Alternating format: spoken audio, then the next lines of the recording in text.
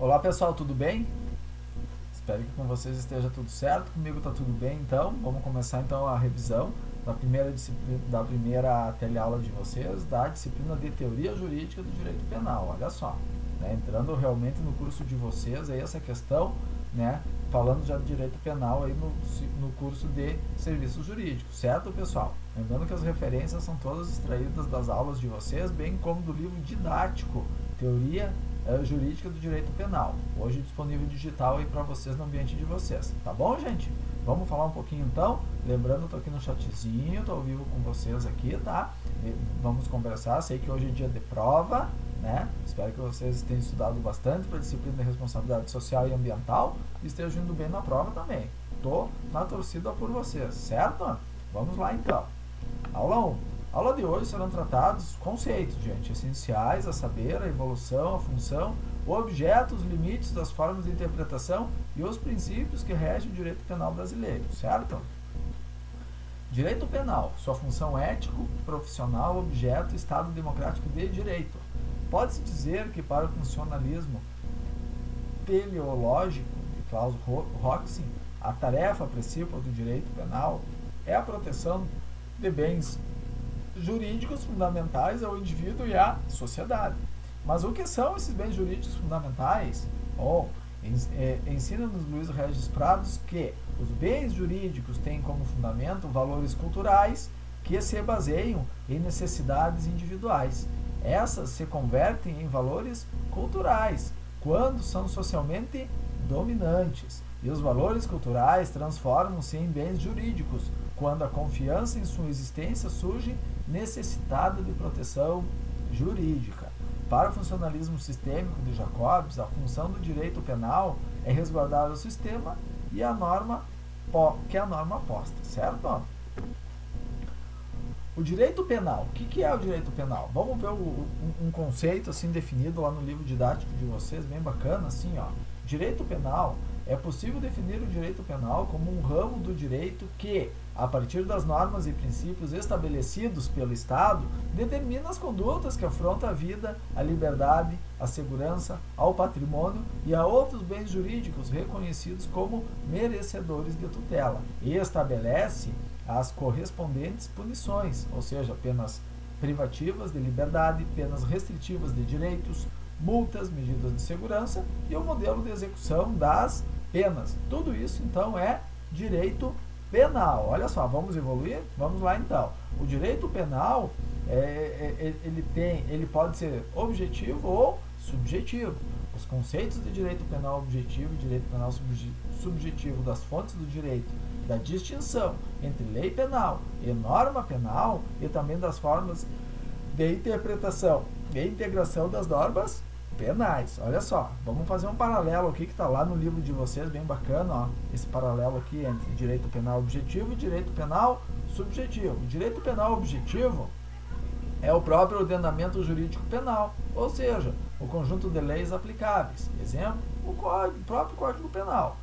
O direito penal subjetivo é o direito que o Estado possui de exercer a tutela penal em defesa da sociedade. É o direito de punir do Estado, o jus puniendi, chamado assim em termos jurídicos, que a partir de agora vocês vão ver muitos realmente termos jurídicos. A gente viu lá alguma coisa em direito civil, né? E agora a gente vai voltar a ver aqui então direito penal até o final do curso de vocês. Fontes do direito penal. As fontes do direito são as formas por meio das quais se originam a norma jurídica. Lembra que eu falei de norma, né, e lei? No âmbito do direito penal, tem-se que as fontes podem ser formais ou materiais.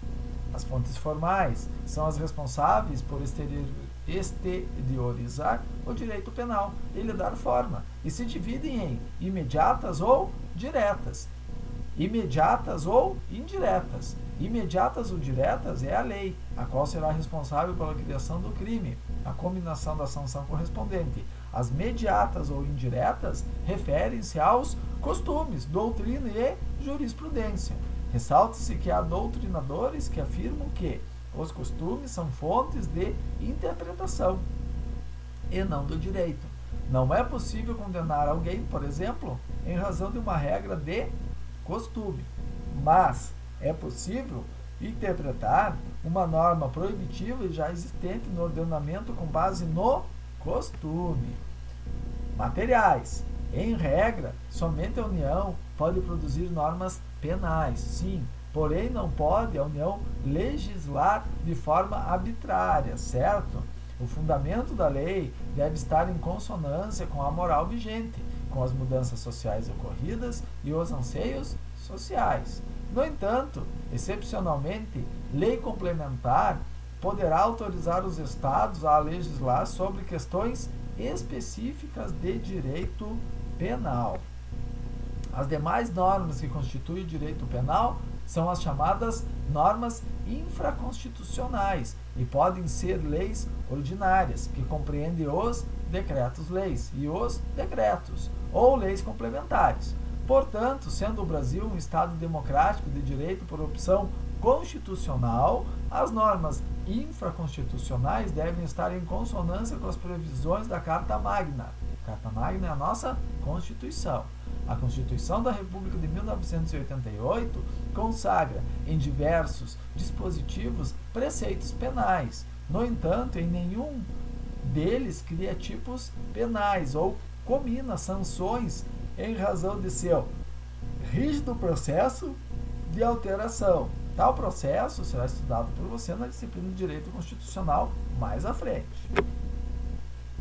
Lei penal versus norma penal. Lembra que eu falei de lei e norma? Vamos ver então? Vamos lá. Após entender a estrutura do Código Penal, torna-se necessário compreender a diferença entre lei e norma penal. Para René Dott, a lei é a regra jurídica escrita, instituída pelo legislador, no cumprimento de um mandato outorgado pela comunidade de cidadãos, enquanto a norma jurídica seria um dispositivo que associa a verificação de determinados fatos, certas consequências no âmbito do direito. Evidencie-se que as normas penais são classificadas em preceptivas, proibitivas ou permissivas, de acordo com a indicação de conduta, proibição ou autorização. Não deixe de se aprofundar lá no livro de vocês, certo? Primárias. Contém o imperativo de comando, fazer, ou de proibição, não fazer. Secundárias. Prevêem uma sanção para o caso de descumprimento do comando. Logo, sanção é uma consequência jurídica oriunda da desobediência do comando legal. Ainda, a norma penal pode ser completa, ou seja, completa, ela pode ser subentendida como fechada, ou incompleta, aberta. Vejamos tais distinções. A norma completa. A descrição da conduta é completa, sem que é necessário recorrer a outras formas de interpretação. Por exemplo, está lá no artigo 121 do Código Penal. Incompleta, a descrição da conduta é incompleta, necessitando de complementação valorativa ou normativa, que a gente já viu a diferença entre lei e norma, certo? Princípios fundamentais do direito penal. Afirma Calvin que toda legislação positiva pressupõe sempre certos princípios gerais do direito. É papel dos princípios auxiliar na compreensão e interpretação do significado político, histórico e social do sistema jurídico. Os princípios representam os limites mínimos para a elaboração e aplicação das normas penais, de acordo com as premissas do Estado Democrático de Direito. Fontes dos princípios do direito penal. Olha só, o direito penal ele é rico em princípios, certo? Vamos citar alguns deles e comentar algum deles juntos, certo? Depois vão lá no livro didático de vocês, que lá está completíssimo realmente. E bem nos slides também da teleaula, ficou muito bem resumido, muito bacana da gente ter essa percepção. Princípio da reserva. No Código Penal, artigo 1º, diz assim: não há crime sem lei anterior que o defina. Não há pena sem prévia cominação legal. Princípio da anterioridade. Não há crime nem pena sem lei prévia. Costumes não criam crimes. Princípio da taxatividade. Sujeito ativo versus sujeito passivo. Vou tratar com vocês daqui a pouquinho essa questão do sujeito ativo e do sujeito passivo. Fiquem tranquilos que a gente volta. Princípio da intervenção mínima. O direito penal é a última medida adotada pelo Estado para coibir a prática de atos criminosos e proteger bens jurídicos. Ultima ratio. Princípio da lesividade ou ofensividade. Só pode ser punido o comportamento que coloque em perigo um bem jurídico relevante. Princípio da humanidade. Dignidade da pessoa humana. Está lá na Constituição Federal, em seu artigo 5º. Não haverá penas de morte, salvo em caso de guerra declarada de caráter perpétuo, trabalhadores forçados de banimento ou em casos cruéis, certo? Princípio da culpabilidade. Só há responsabilidade penal na conduta dolosa ou culposa. Princípio da intranscendência, né? Na Constituição Federal, no seu artigo 5º, fala, em seus incisos, nenhuma pena passará da pessoa do condenado. Princípio da individualização da pena. A pena aplicada deve considerar a pessoa individualmente e concretamente em cada caso, certo? Outros princípios aplicáveis ao direito penal. Olha só. Princípio da insignificância ou bagatela. Afasta a tipicidade material do delito. Requisitos. Mínima ofensividade da conduta do agente. Nenhuma periculosidade social da ação. Grau reduzido de reprovabilidade do comportamento e inexpressividade da lesão jurídica provocada. Princípio da proporcionalidade. A pena não pode ser maior que o grau de responsabilidade previsto na norma penal para a prática do fato criminoso. É a justa retribuição. Princípio da igualdade. Na Constituição Federal, em seu artigo 5º, fala o seguinte: todos são iguais perante a lei, sem distinção de qualquer natureza, garantindo-se aos brasileiros e aos estrangeiros residentes no país a inviolabilidade do direito à vida, à liberdade, à igualdade, à segurança e à propriedade. Quarto, o princípio do estado de inocência. Lá no artigo 5º fala: ninguém será considerado culpado até o trânsito em julgado de sentença penal condenatória, ou seja, desde que termine a sentença. Se ela não for transitada em julgado, ninguém é culpado ou inocente. Atual entendimento do Supremo Tribunal Federal sobre este princípio. Princípio do indúbio pro réu. Em caso de dúvida, o juiz deve absolver o réu. Princípio do ne bis idem. Bis idem, proibição de dupla condenação e acusação. A pessoa não pode ser condenada duas vezes pelo mesmo fato. Uma pessoa, então, não pode ser acusada por fato que já foi julgado em definitivo por sentença absolutória. Também não pode ser perseguida criminalmente em dois processos distintos baseados na mesma imputação, desde que a mesma imputação de crime, né, gente? Princípio da aplicação da lei penal mais favorável.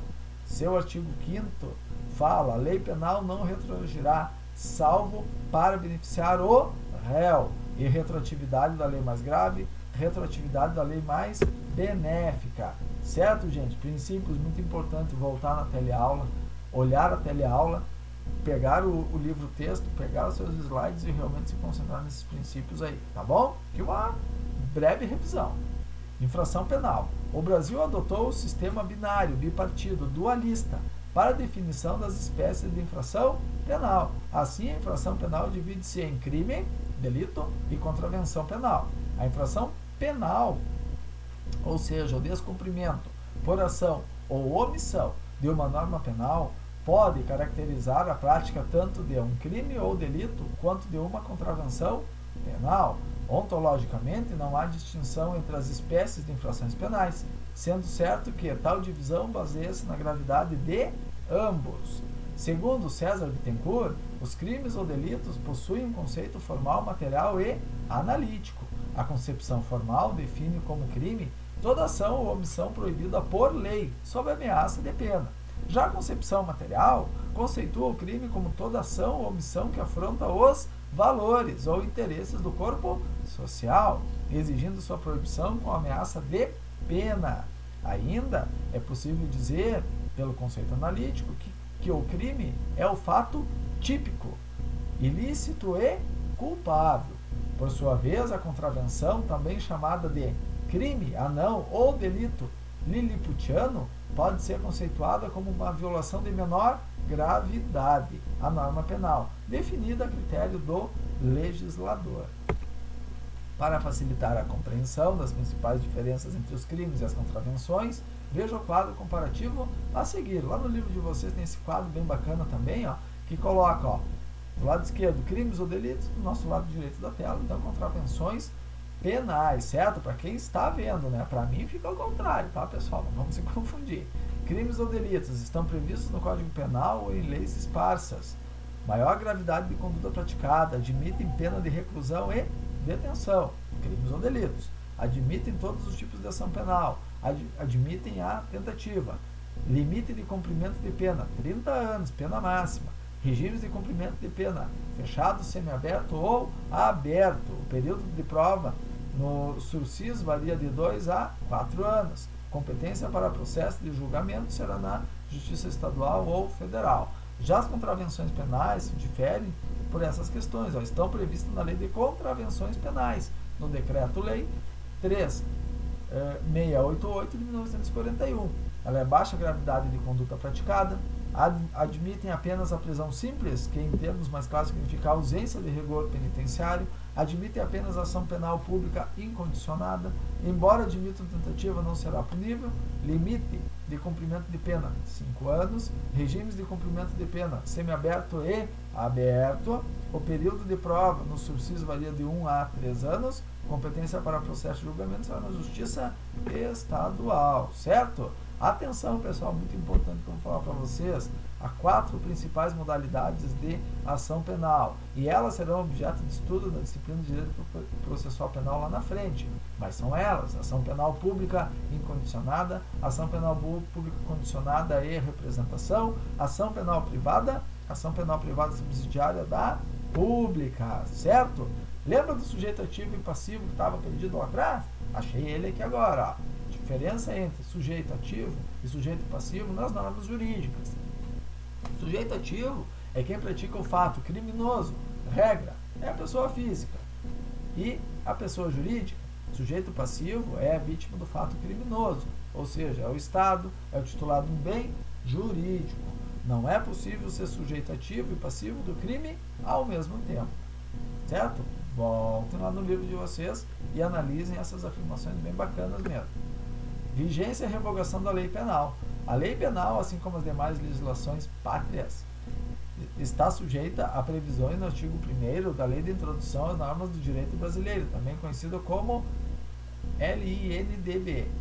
Artigo 1º, salvo disposição contrária à lei, começa a vigorar em todo o país 45 dias depois de oficialmente publicada, certo, gente? A lei começa a valer 45 dias depois de publicada. Lei excepcional e lei temporária. O Código Penal fala no seu artigo 3º que a lei excepcional temporária, embora decorrido o período de sua duração ou cessadas as circunstâncias que a determinaram, aplica-se ao fato praticado durante sua vigência. Lei excepcional, períodos anormais, guerra, calamidade pública e epidemia. Lei temporária, feita para vigorar por tempo prefixado, Lei Geral da Copa. Lei excepcional e lei temporária, para essas não há retroatividade da lei penal, ainda que benéfica. São autorrevogáveis, ao contrário das demais leis.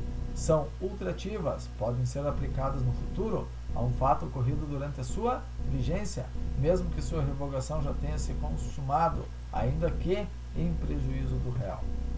Certo, gente? Uma mini revisão assim para vocês, muito conceitos, né? Realmente, muito conceitos, por isso que a gente tem que voltar, tem que se aprofundar nessa disciplina, é muito atinente ao curso de vocês, muito importante para vocês, tá bom?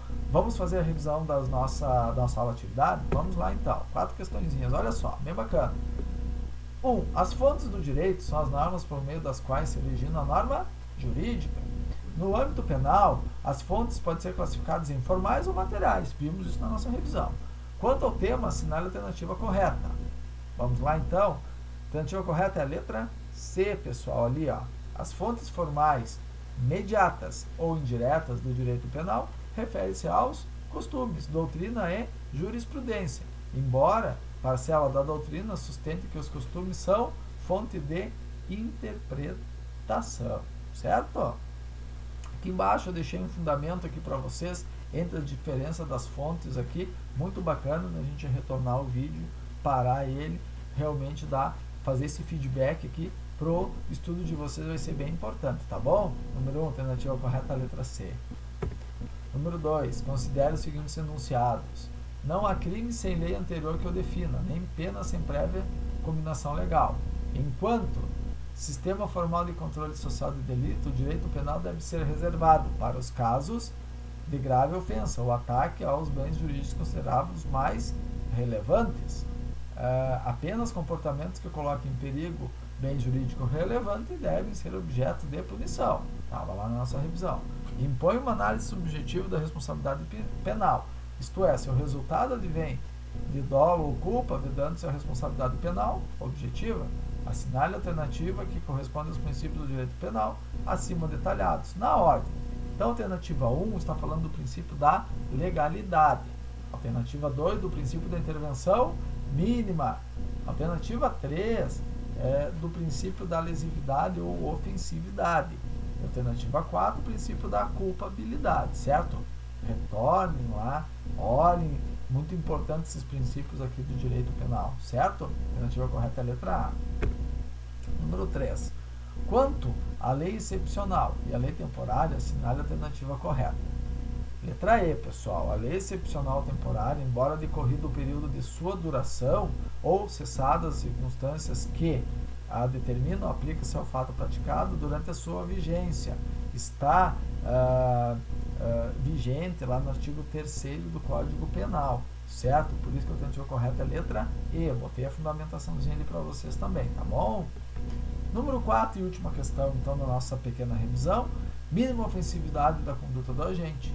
Nenhuma periculosidade social da ação, grau reduzido de reprovabilidade do comportamento. E inexpressividade da lesão jurídica provocada são, letra A, postulados objetivos a serem analisados conjuntamente para a incidência do princípio da insignificância, que afasta a tipicidade material do delito, certo? Alternativa correta é a letra A, então, tá, gente? Tudo isso que a gente, praticamente das questões que aqui estavam, a gente fez na revisão, na minha revisão, se aprofunde nela, então você viu que norteou toda a aula, na sua revisãozinha ali, certo? Importante a gente fazer as atividades, não deixar da gente lembrar do trabalho em grupo que a gente tem que fazer, tá, pessoal? Sei que vocês estão nesse dia de prova, então, fiz uma revisão mais breve para vocês, certo? Que vocês estejam realmente todos bem, a gente está com muita saudade de vocês, esperamos retornar em breve, tá bom, pessoal? Muito obrigado pela presença de vocês e até mais.